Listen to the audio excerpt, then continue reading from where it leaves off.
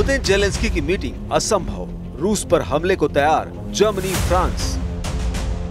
अब दुनिया की कोई भी ताकत रूस यूक्रेन जंग को नहीं रोक पाएगी, ऐसे दावे अब यूरोपीय मीडिया की तरफ से होने लगे हैं। ऐसा लग रहा है कि ट्रंप ने जो दावे 15 और 18 अगस्त को पुतिन और जेलेंस्की से अलग अलग मीटिंग के बाद किए थे, वो सिर्फ हवाई थे। ना तो पुतिन ने हमले कम किए और ना ही यूक्रेन रूस के सामने झुकने को तैयार है। ऐसी स्थिति में रही सही कसर जर्मनी और फ्रांस ने पूरी कर दी है। जर्मनी और फ्रांस ने दो टूक कहा है कि अब किसी भी कीमत पर पुतिन और जेलेंस्की की मीटिंग नहीं हो पाएगी। यानी जर्मनी और फ्रांस ये कहना चाह रहे हैं कि अब हार जीत का फैसला सिर्फ युद्ध से होगा, बातचीत से नहीं। हालात ये हो गए हैं कि पोलैंड में जिस तरह से अमेरिकी F-16 जमीन पर गिरा है, उसके बारे में दावा किया जा रहा है कि रूस के खुफिया एजेंटों ने उसे हैक कर दिया था। वहीं दूसरी तरफ रूस ने अकेले कीव में ही मिसाइलों से हमले करके 23 से ज्यादा यूक्रेनी नागरिकों को मार दिया है। हालांकि रूसी सेना का दावा है कि यूक्रेन की राजधानी कीव में जिस बिल्डिंग पर रूस ने मिसाइलों से हमले किए हैं, वहां यूक्रेन और यूरोपीय खुफिया एजेंटों की मीटिंग चल रही थी। रूस ने यूक्रेन का वो टोही युद्धपोत भी समुद्री ड्रोन से उड़ा दिया है, जो रूसी सेना के लिए एक बहुत बड़ी चुनौती बन चुका था। इधर कीव पर हमले के बाद से ट्रंप बुरी तरह से बौखला गए हैं। अमेरिका ने रूस को चेतावनी दी है कि कीव पर हमले के बाद अब रूस को भारी कीमत चुकानी पड़ेगी। कुल मिलाकर रूस यूक्रेन युद्ध ऐसे दोराहे पर पहुंच गया है जहां अब यूरोप भी जंग करने को तैयार है। उड़ा दिया यूरोपीय यूनियन ब्रिटेन का दफ्तर। 1282 दिन से ज्यादा की जंग में ऐसा पहली बार हुआ है कि रूसी सेना ने यूक्रेन के साथ साथ यूरोपीय यूनियन और ब्रिटेन के दफ्तर पर सीधा हमला किया हो। खबर आ रही है कि रूस के हवाई हमले में यूरोपीय यूनियन ब्रिटेन के दफ्तर को भारी नुकसान पहुंचा है। दावा तो यहां तक किया जा रहा है कि रूस ने यह हमला करके नेटो, यूरोपीय यूनियन और ब्रिटेन को सीधा चैलेंज किया है और युद्ध के लिए ललकारा है। यूक्रेन जंग में अब व्लादिमीर पुतिन आर या पार के मूड में हैं। 29 अगस्त को इसी के तहत रूसी सेना ने कीव स्थित यूरोपीय यूनियन और ब्रिटेन के दफ्तर पर भीषण हवाई हमला किया है। इस अटैक में ब्रिटिश काउंसिल और EU का दफ्तर पूरी तरह बर्बाद हो गया। 42 महीने से ज्यादा की जंग में ये पहली बार है जब ब्रिटेन और यूरोपीय यूनियन के दफ्तर पर रूस ने अटैक किया है। डेली मेल के मुताबिक पुतिन ने युद्ध में सीधे तौर पर अब यूरोपीय यूनियन और ब्रिटेन को घसीट लिया है। पुतिन ने दोनों के दफ्तर पर अटैक कर बता दिया है कि युद्ध विराम के समझौते पर वे झुकने वाले नहीं हैं। रूसी सेना का यह हमला यूरोपीय यूनियन यानी EU की प्रमुख उर्सुला बेन डार के बयान के बाद हुआ है। 28 अगस्त को EU की प्रमुख उर्सुला बेन डार ने कहा था कि पुतिन को शांति समझौते के टेबल पर आना ही होगा। पुतिन के पास और कोई ऑप्शन नहीं है। रूस ने इसके तुरंत बाद यूक्रेन की राजधानी कीव स्थित यूरोपीय यूनियन और ब्रिटिश काउंसिल के ऑफिस पर अटैक कर दिया। इस अटैक में दोनों का दफ्तर पूरी तरह से ध्वस्त हो गया। कहा जा रहा है कि ब्रिटिश काउंसिल और यूरोपीय यूनियन के दफ्तर पर अटैक से अमेरिकी राष्ट्रपति डोनाल्ड ट्रंप भी नाराज चल रहे हैं। अटैक के तुरंत बाद ब्रिटेन ने लंदन स्थित रूसी दूतावास के अधिकारियों को तलब किया है। Wir wollen aber heute Abend auch noch einmal zu zweit über die großen Fragen unserer Zeit sprechen miteinander, denn wir haben einige Aufgaben, die wir nur gemeinsam lösen können. Dazu gehört leider der andauernde Krieg Russlands gegen die Ukraine. Wir müssen uns mit diesem Thema heute erneut beschäftigen und dies vor dem Hintergrund der Tatsache, dass es offensichtlich nicht zu einem Treffen zwischen Präsident Zelensky und Präsident Putin kommen wird, anders als es zwischen Präsident Trump und Präsident Putin in der letzten Woche verabredet war, als wir gemeinsam in Washington waren। 629 drone मिसाइलों से रूसी हमले Kyiv के उड़ाए चीथड़े। 28 अगस्त को रूसी मिसाइलों और ड्रोन ने यूक्रेन की राजधानी कीव में अपार्टमेंट ब्लॉकों को तहस नहस कर दिया, जिसमें 4 बच्चों सहित 23 से ज्यादा लोगों की मौत हुई है। यूक्रेनी अधिकारियों ने बताया कि इस हमले में अमेरिका के शांति प्रयासों को कमजोर करने का खतरा पैदा हो गया है। यूक्रेन की वायुसेना के दावों के मुताबिक रूसी सेना ने कम से कम 629 ड्रोन और मिसाइलें दागी, जो पूरे युद्ध काल में एक ही रात में दूसरा सबसे बड़ा रूसी हवाई हमला है।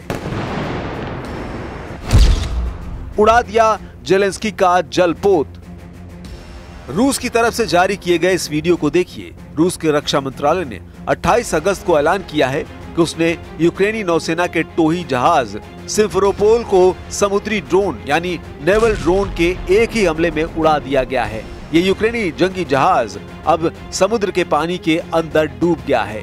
ये एक बड़ी खबर है क्योंकि सिम्फेरोपोल की कथित तौर पर 1 दशक से अधिक समय में यूक्रेन द्वारा कमीशन किया गया सबसे बड़ा जहाज माना जाता था।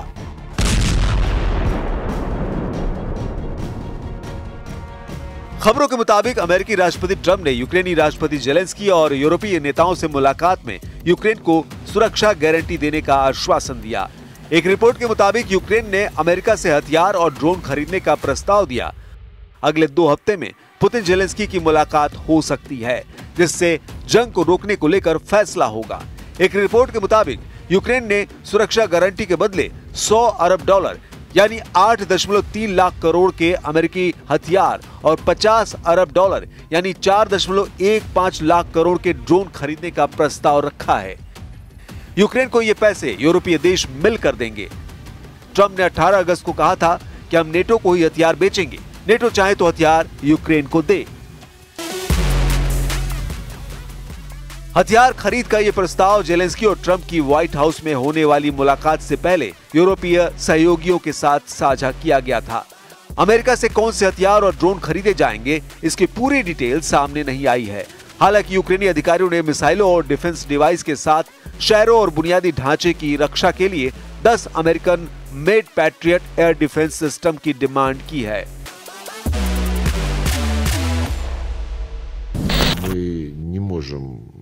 как бы согласиться с тем, что теперь предлагаются вопросы безопасности, коллективной безопасности решать без Российской Федерации. Это не получится. Мы уже не раз объясняли, что Россия своих интересов не завышает, но наши законные интересы мы будем обеспечивать твердо и жестко. И я уверен, что на Западе, прежде всего в Соединенных Штатах, прекрасно понимают, что всерьез обсуждать вопросы обеспечения безопасности без Российской Федерации – это утопия, это путь в никуда. रूस का पलटवार, यूक्रेन के 143 ठिकाने तबाह।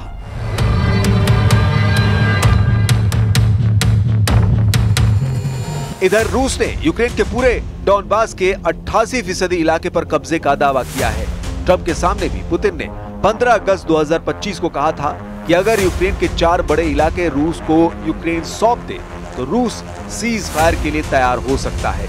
लेकिन जेलेंस्की ने 2 टूक कह दिया है कि यूक्रेन की जमीन रूस को गिफ्ट में नहीं दी जाएगी। यूक्रेनी सेना ने भी चुन चुनकर रूस की तेल रिफाइनरियों में भयंकर हमले किए हैं। तेल रिफाइनरियों से उठता धुआं साफ दिखाता है कि यूक्रेन, अमेरिका और नेटो चाहते हैं कि अगर रूस के तेल रिफाइनरियों को तबाह कर दिया तो रूस लाखों बैरल तेल रोज निर्यात नहीं कर पाएगा और जंग रोकने के लिए मजबूर हो जाएगा। रूस पर यूक्रेन के ताजा हमलों से साफ पता चलता है कि यूक्रेन लंबी जंग के लिए खुद को तैयार कर रहा है। लेकिन इधर रूस ने भी पूर्वी यूक्रेन के साथ साथ पश्चिमी यूक्रेन पर बेहद आक्रामक हमले किए हैं, जिसकी वजह से ल्विव शहर में भयंकर तबाही मची है।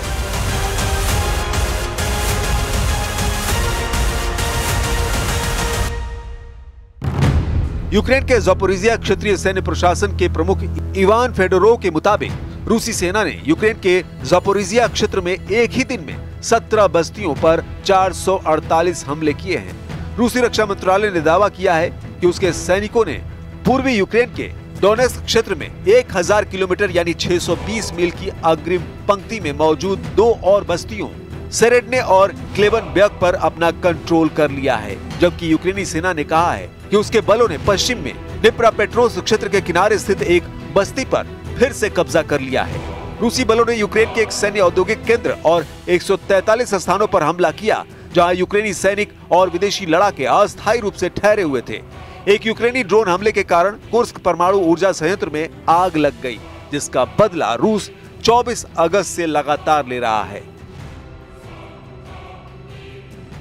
इधर यूक्रेन ने भी रूस पर बड़ी और तगड़ी चोट के लिए एक घातक मिसाइल उतार दी है।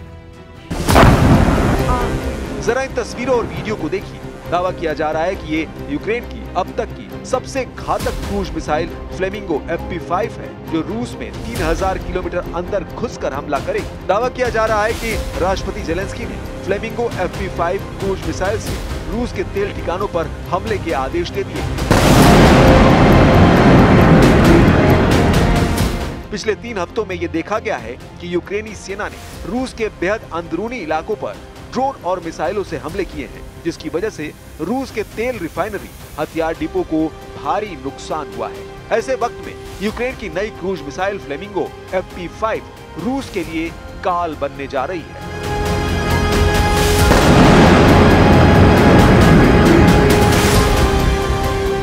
यूक्रेन के दावों के मुताबिक फ्लेमिंगो क्रूज मिसाइल यूक्रेन की बढ़ती सैन्य ताकत और स्वदेशी हथियार निर्माण का प्रतीक है। ये रूस के लिए एक बड़ा खतरा है। ये रूस की मजबूत हवाई रक्षा और जवाबी मिसाइलें युद्ध को और खतरनाक बना सकती है। फ्लेमिंगो एक अत्याधुनिक क्रूज मिसाइल है, जिसे यूक्रेन की फायर पॉइंट कंपनी ने बनाया है। इसके डिजाइन में संयुक्त अरब अमीरात यानी UAE और ब्रिटेन की कंपनी मिलानियन ग्रुप की FP5 मिसाइल की तकनीक का इस्तेमाल हुआ है।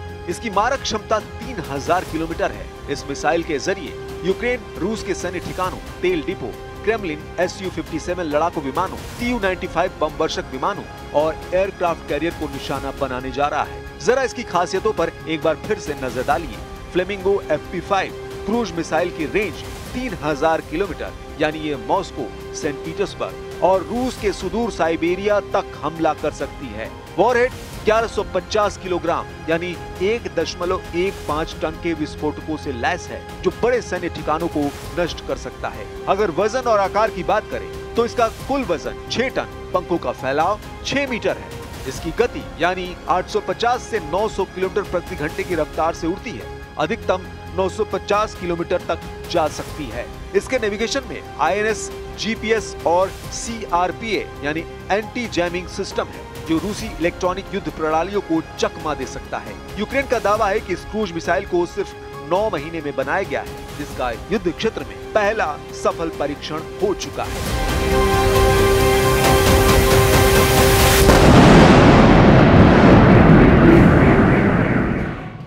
यानी रूस यूक्रेन जंग अब ऐसे दौर में पहुंच चुकी है जहां यूक्रेन के साथ साथ यूरोप भी कूद पड़ा है।